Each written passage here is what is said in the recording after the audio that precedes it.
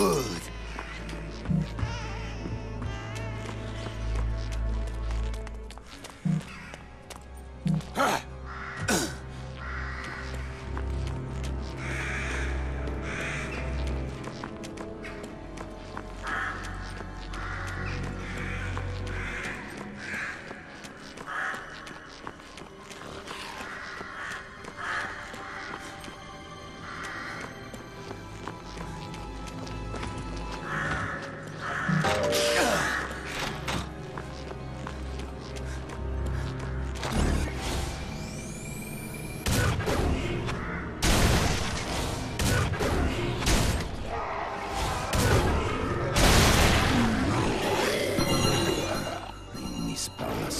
Salad.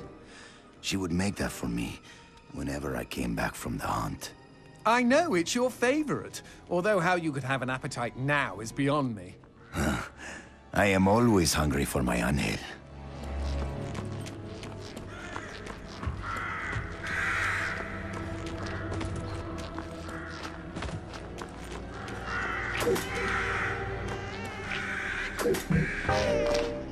Eat this!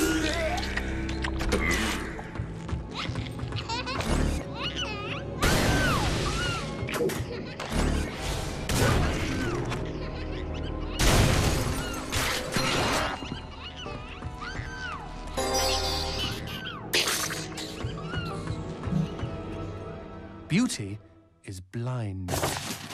Brava! Bravissima! A tidal wave of applause washed over Justine as roses rained down on the stage. It's a wonder they don't hit me, she thought bitterly. I'm the largest target for miles. After curtain down, she retired to her dressing room, set her horned Viking helmet aside, and waddled up to the mirror with a gelatinous jiggle. There was a knock at the door, and Henry Wallin appeared. Henry again. Jeez Louise. You were magnificent, Miss D'Evangelo. Did you see? The papers are calling you the finest soprano of the 19th century. He looked at the floor and shifted his feet uncomfortably. Every man in town loves you. Stupid Henry, moaned Justine as she examined her profile in the mirror. No real man could love a fat twat like me. She tried adjusting her midriff. Disgusting. She waited for the sigh, but today Henry's response was different. There was a rustle, a metallic thunk. Good evening to you, my lady. She heard the clack of the door.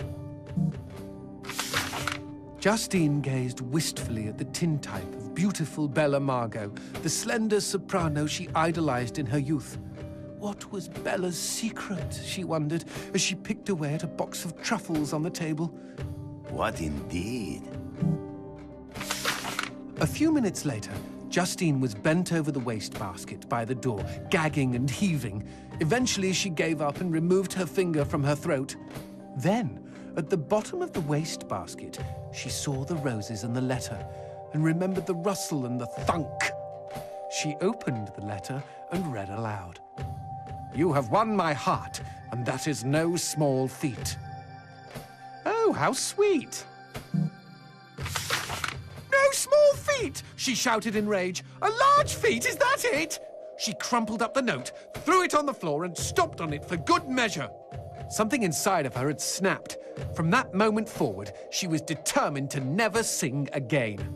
Her voice could go to hell, just as long as she could be beautiful. No one knows exactly what happened to Justine after that. Not the impresario who had begged her to come back, not the reporters who had begged her to comment, not Henry, who had been too crushed to face her again. Correct me if I'm wrong, G, but didn't Henry want to be crushed? I mean, come on. Chubby chaser, anyone?